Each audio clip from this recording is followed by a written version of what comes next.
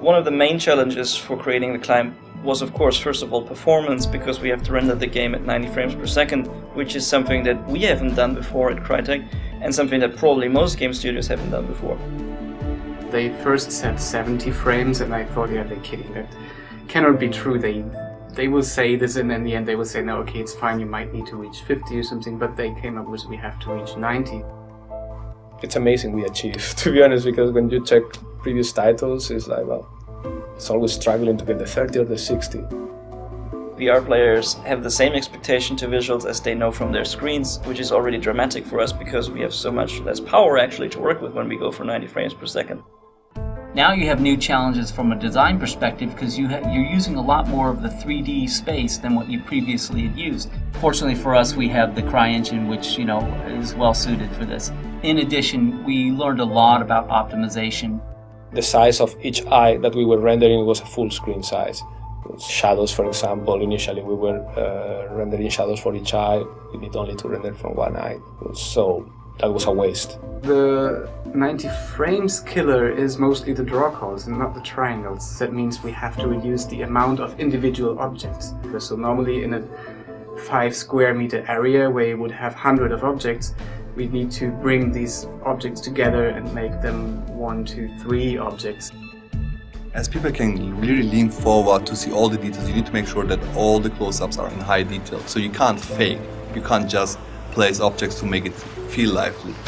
For example, when we look at what we're currently doing with our hands in the game, there's this extreme detail where every single stitch is hand modeled, and then there's this gigantic background against this, and it all is put to scale because you have the stitches there and you see the mountain there, and it's suddenly, wow, if that's so small and so detailed, the entire world must be so detailed. But at the same time, it gives us the challenge to bring all this close-range detail to this massive environment, at least to the area where you climb. We have never placed an object in the editor in a sub-millimeter area. We never had something so small as an individual hook with individual seams and rims and scratches on it. Everybody in AAA production knows normal map baking as their typical go-to process to make something look great on a screen. So you take detailed information on a high poly model and bake it into a map for an object. But unfortunately, in actual stereoscopic vision, that falls apart completely. You actually, in VR, see that something like that is really flat. It will actually look like something is made out of paper, like folded paper with painted on shadows and lights. So we need to use more geometry, and basically just reminding everybody, when they show me a screenshot on their screens, like, okay, let's look at that in VR first, because it could look a lot less impressive than you think.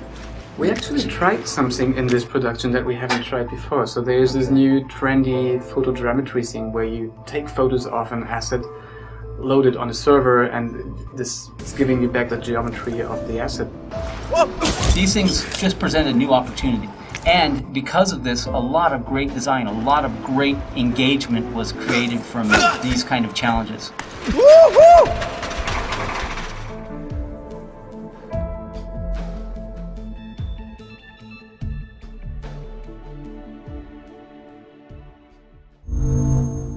Achieved with CryEngine.